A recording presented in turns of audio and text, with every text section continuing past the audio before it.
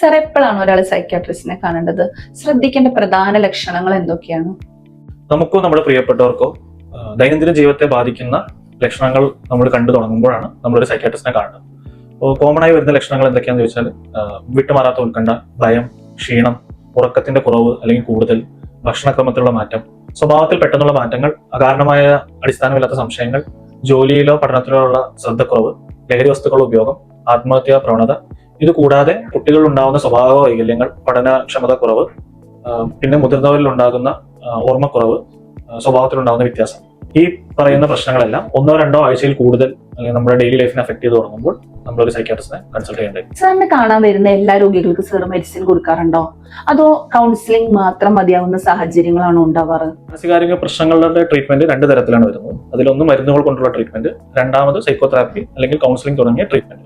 Depression, സമ്മർദ്ദം, stress തുടങ്ങിയ മാനസികാരോഗ്യ പ്രശ്നങ്ങൾക്ക് കൗൺസിലിംഗിലൂടെ നല്ലൊരു സൈക്കോതെറാപ്പിയിലൂടെ ചികിത്സ തേടാവുന്നതാണ്. ഗുരുതരമായ ഉത്കണ്ഠ, സിസോഫ്രീനിയ, ലഹരി വസ്തുക്കളുടെ ഉപയോഗം തടയൽ, ഇങ്ങനെയുള്ള മറ്റുള്ള അസുഖങ്ങൾക്കാണ് മരുന്നുകളുടെ ഉപയോഗം. നമ്മുടെ മാനു മെമ്മോറിയൽ ഹോസ്പിറ്റലിൽ സൈക്യാട്രിസ്റ്റും സൈക്കോളജിസ്റ്റും അടങ്ങുന്ന ഒരു ടീമാണ് സൈക്യാട്രി വിഭാഗത്തിലുള്ളത്. ഒരു സൈക്യാട്രിസ്റ്റ് രോഗനിർണയം നടത്തുകയും ആവശ്യമായ മരുന്നുകൾ നൽകുകയും ഒരു സൈക്കോളജിസ്റ്റ് സൈക്കോതെറാപ്പി സെഷനുകളും കൗൺസിലിംഗ് സെഷനുകളും ഇവിടെ ലഭ്യമാക്കുന്നു.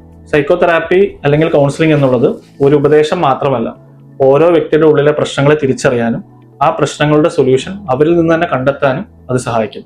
ചികിത്സയിൽ മികച്ച ഫലം ലഭിക്കുന്നത് മരുന്നും കൗൺസിലിംഗും സൈക്കോതെറാപ്പിയും ഒരുമിച്ച് ഉപയോഗിക്കുമ്പോഴാണ്. പൊതുവെ ആളുകൾക്ക് ഒരു സംശയമുണ്ട്, ഈ സൈക്യാട്രി മരുന്നുകളെല്ലാം തന്നെ ഉറക്കവും ക്ഷീണവും ഒക്കെ ഉണ്ടാക്കുന്നു എന്നുള്ളത്. എന്താണ് സാറിന് അതിനെ കുറിച്ചുള്ള അഭിപ്രായം? ഓരോരോ അസുഖങ്ങൾക്കും അതിൻ്റെതായ ട്രീറ്റ്മെന്റ് ആണ് നമ്മൾ നൽകുന്നത്.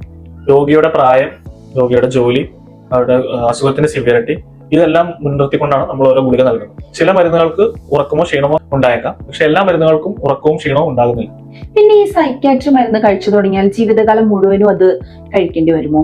ഇതൊരു തെറ്റിദ്ധാരണയാണ്. പ്രധാനമായും മാനസിക രോഗങ്ങൾ 2 രീതിയിലാണ്: അക്യൂട്ടായ അസുഖങ്ങൾ, പിന്നെ ക്രോണിക് ആയിട്ട്. അക്യൂട്ടായ അസുഖങ്ങൾ കുറച്ച് നേരത്തേക്ക് മാത്രം കാണുന്ന ലക്ഷണം, അതായത് panic attack, mild depression, stress കൊണ്ടുണ്ടാകുന്ന ബുദ്ധിമുട്ട്, ഇതിനെല്ലാം ട്രീറ്റ്മെന്റ് കുറഞ്ഞ കാലയളവിൽ മാത്രം മതി. ക്രോണിക് ആയ അസുഖങ്ങൾക്ക് കുറച്ച് നീണ്ട കാലത്തേക്കുള്ള ട്രീറ്റ്മെന്റ് ആവശ്യമാണ്. ഇന്നത്തെ യുവതലമുറ നേരിടുന്ന പ്രധാന വെല്ലുവിളികളാണല്ലോ മദ്യപാനം, പുകവലി, മയക്കുമരുന്നിന്റെ ഉപയോഗം, അതുപോലെ മൊബൈൽ ഫോണിന്റെ ഉപയോഗം. ഇതൊക്കെ തന്നെ, ഇതിനൊക്കെ ഫലപ്രദമായ ചികിത്സ ഇന്ന് ലഭ്യമാണോ?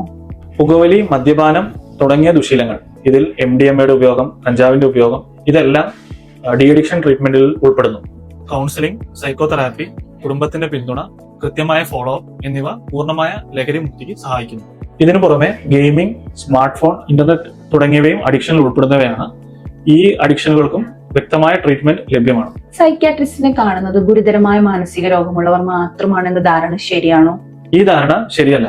ശരീരത്തിന് ഏൽക്കുന്ന മുറിവ് പോലെ തന്നെ മനസ്സിന് ഏൽക്കുന്ന മുറിവുകൾക്ക് നമ്മൾ ട്രീറ്റ്മെന്റ് ലഭ്യമാണ്.